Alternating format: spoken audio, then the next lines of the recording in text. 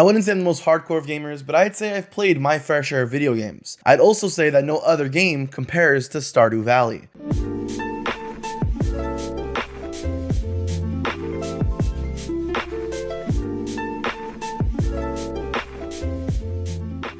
Recently I've been playing a lot more Stardew Valley than usual, and I realized that I never actually spoke about this game before. It's one of my all-time favorite games, so I figured why not share with you all the reasons as to why that is. For those who aren't familiar with what this game even is, Stardew Valley is, in a nutshell, a farm simulator on steroids. In this game, you inherit a farm from your recently deceased grandfather, and it is your job to now take care of it. From there, the rest is up to you. You can plant and grow crops, raise animals, go fishing, go mining, the list goes on and on. The game itself is open world, allowing you to decide what you want to do and when you want to do it. The main goal is to just build up your farm best you can, and how you want it. How you get there is entirely up to you. As day bleeds into day and season into season, you're constantly completing new goals and growing your farm slowly but surely. So what makes Stardew Valley so special? Well, the magic lies in its extensive and meticulously detailed world that developer Concerned Ape has created. From the 28 unique NPCs you can meet and interact with on a daily basis, to the magic and dark secrets that plague the town and are waiting for you to discover, it is so easy to get lost in this world. I'll personally sit down with the intention of only playing for about an hour, only to look up and see that 2 to 3 hours have passed in the blink of an eye.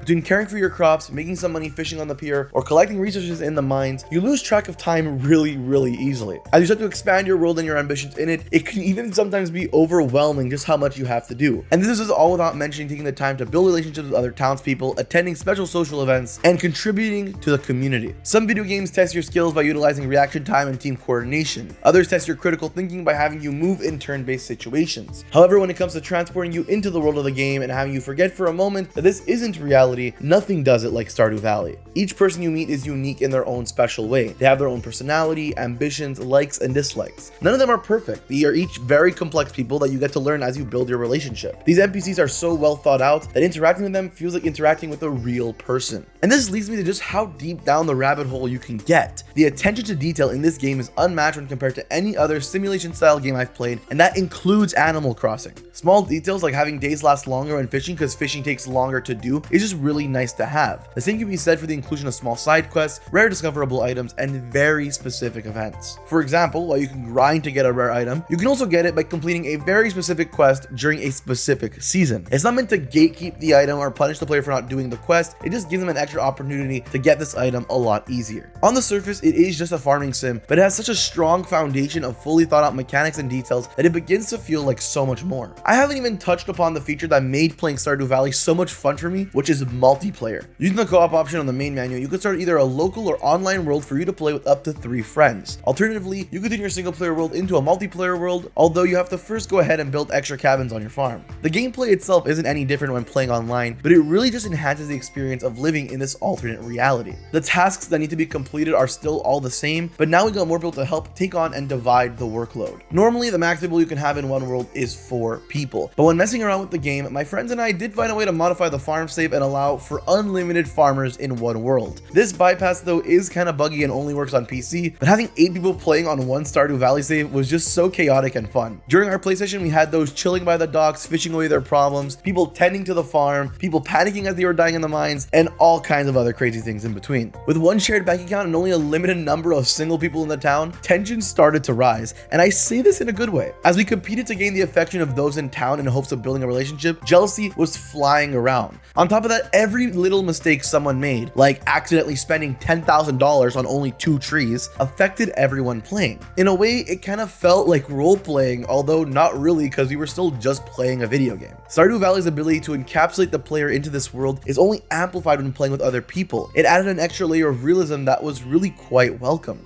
Considering this game was developed by one man on his own, it's clear this game was developed, tested, and updated with the utmost care. Concerned Ape could have released a simple farming simulator and it would have been great. He could have thrown in other skills and people to interact with, and it could have been even better. The thing that makes this game so good though is that he spent 4 years perfecting every detail of his passion project. Even after it was released and it was a hit, he didn't stop working on it. Even to this day, he still keeps making small quality of life updates to it regularly. On top of that, he also still works on expansions of the game that he releases for free 3. This isn't just another Animal Crossing or Harvest Moon. This is a simulator game designed by a man who genuinely loves and cares about the genre. I can go on and on about this game because I myself haven't even scratched the surface of the gameplay. Whether you play it alone or you play it with friends, it is a phenomenal experience that will keep you busy and happy for hours on end.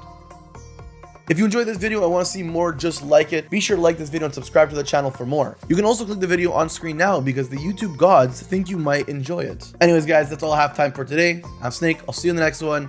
Peace out.